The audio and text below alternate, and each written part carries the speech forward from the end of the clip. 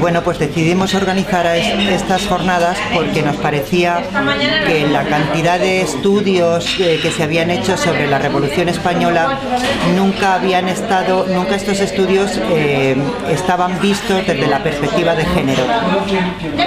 Estas jornadas lo que pretendían era no saber qué hicieron las mujeres, que ya sabemos que hicieron muchas cosas en la Revolución Española,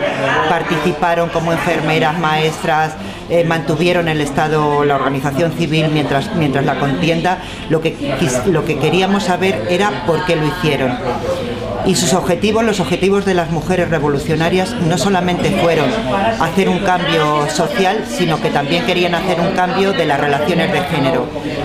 En este sentido, tanto el secretariado femenino del POUM como Mujeres Libres nacen con la idea de llevar a las mujeres y también a los hombres un cambio de actitud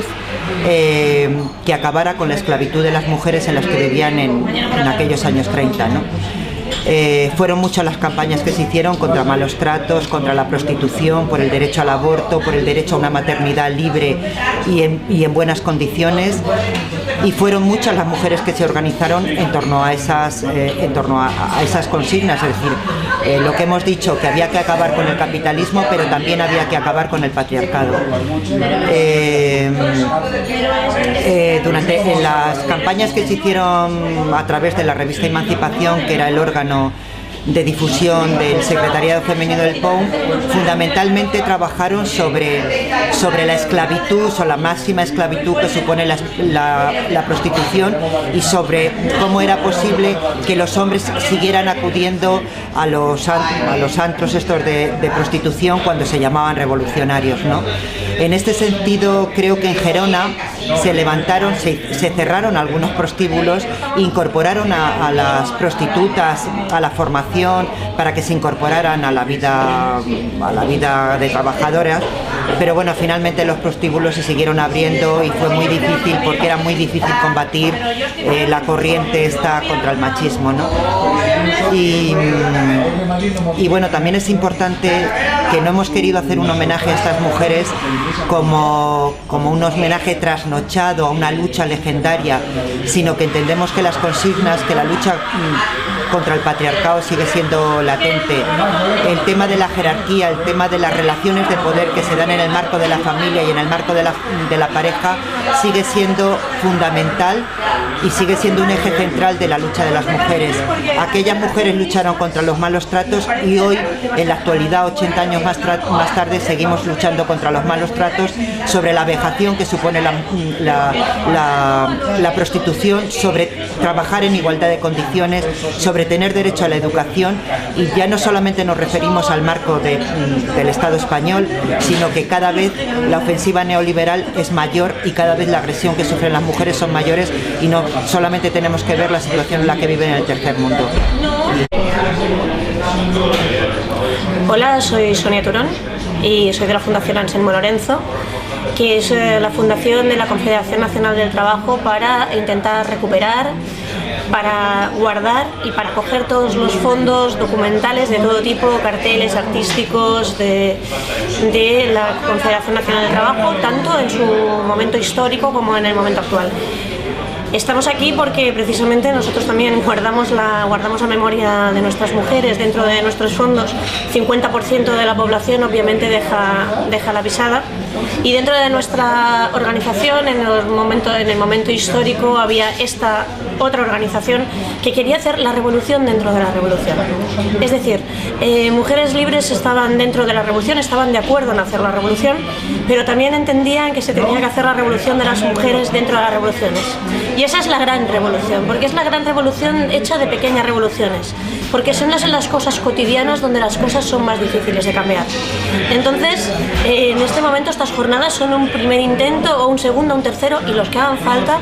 para poder desenterrar, para poder empezar a desenterrar del olvido todo el gran programa, todas las grandes cosas que hicieron estas mujeres organizadas, todo su programa político, todo lo que creían que se tenía que hacer dentro y fuera del hogar, porque también querían incidir en estos puntos. Y las jornadas yo creo que son eso, la idea de que si se pudo hacer una vez se puede volver a hacer, la idea de que si se desentierra el olvido, vemos qué cosas están pasando en este momento también, y como me han comentado hace un momento, si comparamos, vemos que estamos casi más atrás de lo que podríamos estar. Sí que ha habido unas revoluciones sexuales en los años 60, sí que ha habido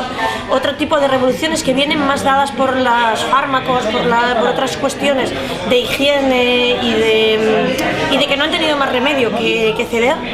porque como vemos en el tercer mundo, cuando no tienen que ceder, no ceden. Por tanto, la comparativa yo creo que es mala para nosotras. Estamos reivindicando, si no las mismas cosas, casi las mismas cosas que reivindicaban nuestras abuelas hace 80 años.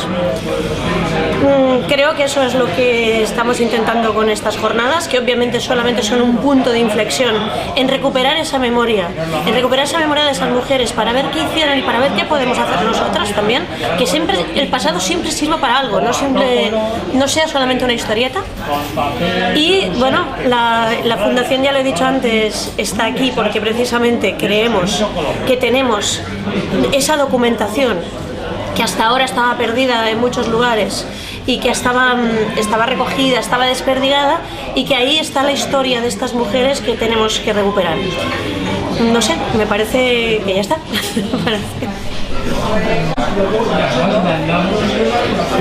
Soy José Ramón Palacios, presidente de la Fundación Anselmo Lorenzo y militante siempre desde la reconstrucción de la CNT. La preparación de estas jornadas es una idea que parte de la Fundación Andreu Nin, que contacta con nosotros para ver qué nos parece el proyecto de hacer estas jornadas dedicadas a recuperar la memoria de mujeres libres, pero yo insistí desde el primer momento, y hubo ese acuerdo ya inicial de no una recuperación y visto como algo histórico, como el papel, aunque fue muy importante, del grupo de mujeres libres en el 36, sino que se trataba, y en esto un poco en el tema de la emancipación de la mujer, de la liberación de las mujeres, la fundación que presido, igual que en otros temas, lo que pretende es que precisamente todos estos hitos, estas gestas históricas, no se queden relegadas a una especie de documentación museística solo apta para investigadores más o menos sesudos que vayan a rehacer la historia, sino que se trata de aportar, de demostrar, de preservar y además de dar a conocer que ese mundo nuevo que, como decía por ejemplo Durruti, los anarquistas y las anarquistas llevaban en sus corazones, y que se evidenció y se puso en práctica y que demostró que puede y debe ser una alternativa al capitalismo, no es algo que se haya difuminado y se haya acabado en la historia, aunque haya sufrido toda la represión, la brutal y feroz represión del franquismo, sino que, por desgracia, es algo que hoy es más necesario y más urgente que nunca. Ese grito que desde el 15M inunda a los pueblos y las ciudades en este país, y no solo en este país, sino en buena parte del mundo, de que un mundo nuevo es posible. Lo que hay que decir es que no solo es posible, sino que es necesario y cada vez más urgente, y además ha demostrado, y nosotros así lo evidenciamos, ha demostrado que puede ser algo perfectamente al alcance de esta sociedad. Respecto a ver la continuidad o la, digamos, la vigencia de la lucha por la emancipación de la mujer, de aquel grupo, digamos, vanguardista, por decirlo de alguna manera, porque fue un grupo minoritario de mujeres que trataron de inculcar en las compañeras la necesidad de plantearse y de aprovechar el planteamiento de una transformación y revolución social para que la mujer aprovechara sobre todo esa situación para librarse fundamentalmente también del poder patriarcal. En definitiva, el poder es, desde pequeñitos nos dicen que emana de Dios, es algo, está en todas las cosmogonías y tiene una definición esencial patriarcal. Entonces, toda lucha emancipadora y toda lucha revolucionaria, por definición, es una lucha contra el patriarcado, contra el poder, y así debe ser, ¿no? Entonces, en cuanto a la situación actual, por desgracia, en aquellos momentos prendió la causa de la liberación y la emancipación de la mujer, prendió en una sociedad donde las mujeres, digamos, se encontraban en una situación muchas veces incluso de analfabetismo y demás, pero sobre todo en las zonas donde se atisbaba esa expectativa revolucionaria, prendió fácilmente. En la medida en que la causa emancipadora de la mujer vaya, digamos, encaminada o vaya en la perspectiva o en la dinámica de una transformación social revolucionaria, obviamente alcanzará sus frutos. En cuanto se convierta en una cosa exclusivamente de género, posiblemente se estanque o alcance situaciones de estancamiento y situaciones donde, por desgracia, ahora mismo, en muchas de las mujeres que aparentemente gozan de una situación de acceso, mucho mejor acceso a la educación, acceso al trabajo, acceso, protagonismo social, etcétera, se encuentran con la paradoja de que tienen que luchar con una situación de doble explotación o incluso a veces triple explotación dentro de esta sociedad burguesa. Por eso, repito, es tan importante que esa lucha se enmarque en ese proceso de cambio revolucionario, de transformación, que obviamente empieza por la conciencia, la propia conciencia de los hombres, obviamente, y la situación de los hombres, y la situación en los hogares, y la situación en los centros de trabajo, pero si se pierde esa perspectiva revolucionaria, yo no le auguro mucha expectativa de éxito.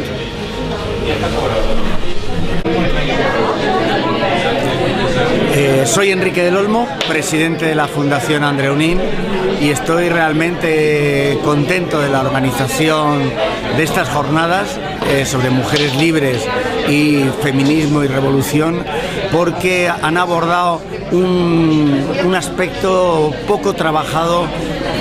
respecto a la revolución tan profunda que hubo en las formas de vida de la mujer en la Revolución Española. No es solamente que ellas fuesen una parte de la revolución, sino que a la vez todo el viejo movimiento obrero desde principios de siglo prácticamente fue creando, por necesidad de defenderse respecto a la agresividad capitalista y de la burguesía, una sociedad dentro de la sociedad. Es quizá poco conocido que tanto el movimiento obrero de la Segunda Internacional, de la Primera Internacional y posteriormente ya de forma diferente en la Tercera, las organizaciones obreras constituían de hecho unos entes donde se vivía de otra forma que en el resto de la sociedad, donde los valores de solidaridad, de igualdad, de lucha conjunta permitían hacer cosas que hoy en día a veces nos extrañan en un mundo muchísimo más individualizado e individualista, ¿no? Por ejemplo,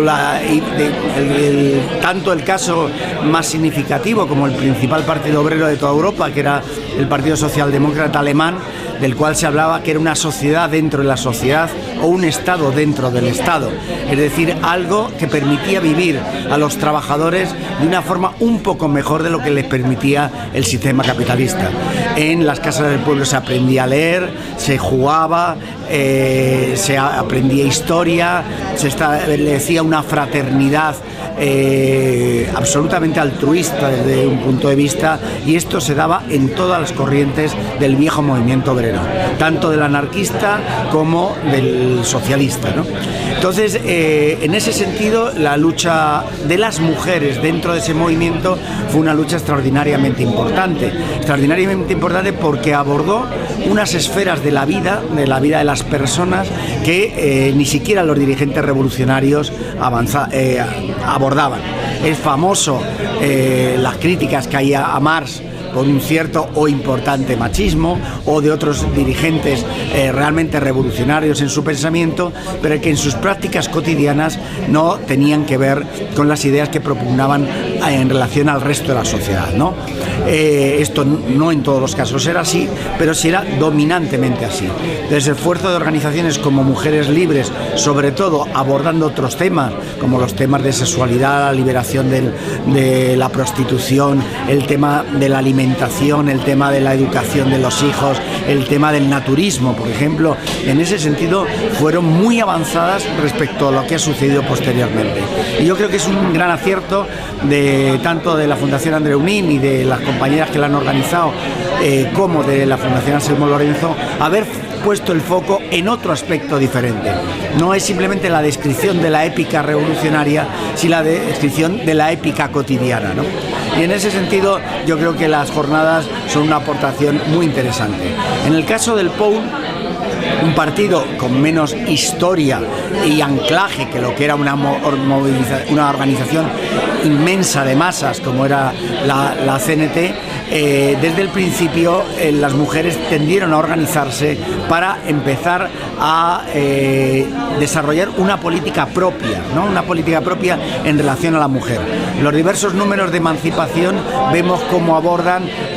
temas no solo de la guerra, no solo de la retaguardia, sino las posiciones ante los derechos al aborto, los derechos civiles, los derechos a la igualdad, el conflicto muchas veces con